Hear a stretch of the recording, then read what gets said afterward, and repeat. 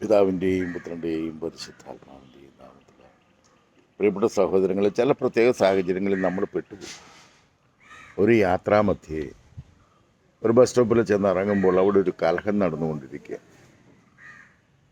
കലഹം സാധാരണ നമ്മൾ കാണുന്നത് ആണുങ്ങൾ വഴക്കുണ്ടാക്കുന്നതൊക്കെയാണ് കാണുന്നത്. പക്ഷേ ഇവിടെ കഥാപാത്രം വേറെയാണ്. ഒരു പെണ്ണാണ്. അവിടെ അമ്മാവനോടാണ് വഴക്ക്. അവൾ ചീത്ത പറയുക, ഒരു മര്യാദയില്ലാത്ത ചീത്ത പറയുക. കേട്ടിട്ട് വലിയ വിഷമം. പക്ഷെ ഇടപെടാനൊരു സാധ്യതയില്ല. ഒരു പരിചയമില്ലാത്ത നാട്, പരിചയമില്ലാത്ത മനുഷ്യർ, എന്ത് ചെയ്യാൻ പറ്റും?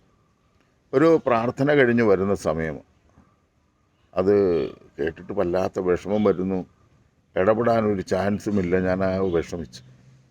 അപ്പോൾ ഞാനിങ്ങനെ അല്പം അകലേക്ക് മാറി നിന്നിട്ട് കണ്ണടച്ച് പ്രാർത്ഥിച്ചു, കർത്താവേ, എന്താണ് ചെയ്യുക?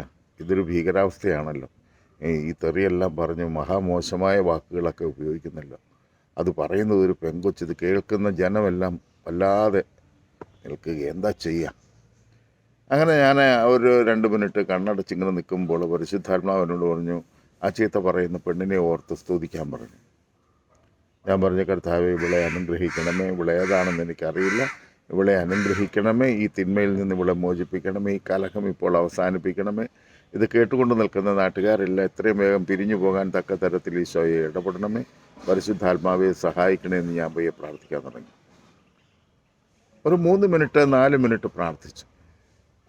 പ്രാർത്ഥന കഴിഞ്ഞ് ഉടനെ ഇവൾ പറയുകയാണ്, ഞാൻ ഇപ്പോൾ പോവുകയാണ്, ബാക്കി ഞാൻ പിന്നെ വന്നിട്ട് പറയാമെന്ന് പറഞ്ഞുകൊണ്ട് ആ സഹോദരി എളുപ്പം പോയി. ഒരു ചെറുപ്പക്കാരത്തി നടു റോഡിൽ നിന്നിട്ട് തെറി പറയുന്നു എന്ന് പറഞ്ഞാൽ എന്താ പറയുക?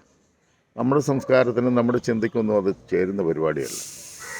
അങ്ങനെ ഏതായാലും ദൈവത്തെ സ്തുതിച്ചുകൊണ്ട് നിൽക്കുമ്പോൾ ഇവിടെ എത്രയും വേഗം അവിടുന്ന് സ്ഥലം കാര്യമായി. ജനമെല്ലാം പിരിഞ്ഞു. നമ്മുടെ ജീവിതത്തിൽ പലപ്പോഴും ഇങ്ങനെയുള്ള സാഹചര്യങ്ങളുണ്ടാകും. ഒരു തരത്തിലും ഉൾക്കൊള്ളാൻ കഴിയാത്ത ചില സാഹചര്യങ്ങളിൽ നമ്മൾ ചെന്നപ്പെടും. ഇട്ടച്ച് പോകാനും പറ്റുകയില്ല, കൊത്തിക്കൊണ്ട് പറക്കാനും പറ്റുകയില്ല എന്ന് പറയുന്നത് പോലെ നമുക്കതിൽ നിന്നൊന്നും എന്താ ചെയ്യാൻ, നമ്മളെന്തെങ്കിലും ചെയ്യാൻ പറ്റത്തില്ല ഭൗതികമായി. പക്ഷേ നമ്മൾ ദൈവത്തിൽ ആശ്രയിച്ചുകൊണ്ട് പ്രാർത്ഥിക്കുമ്പോൾ അത്ഭുതം പോലെ അവയെ നമുക്ക് നിർവീര്യമാക്കാനും മാറ്റിക്കളയാനും സാധിക്കും പ്രിയപ്പെട്ടവർ. അതുകൊണ്ട് നമ്മുടെ ജീവിതത്തിൽ ഇനിയും എവിടെയെങ്കിലും നമ്മൾ നിൽക്കുന്ന പ്രദേശത്തിനടുത്ത് അല്ലെങ്കിൽ നമ്മളുമായി ബന്ധപ്പെടുന്ന സ്ഥലത്ത് നമുക്കൊന്നും ചെയ്യാൻ കഴിയാത്ത തരത്തിൽ തിന്മ പ്രവർത്തിക്കാൻ തുടങ്ങുമ്പോൾ അവിടെ ദൈവത്തിൻ്റെ പരിശുദ്ധാത്മാവിനെ വിളിച്ച് പ്രാർത്ഥിച്ചാൽ മതി.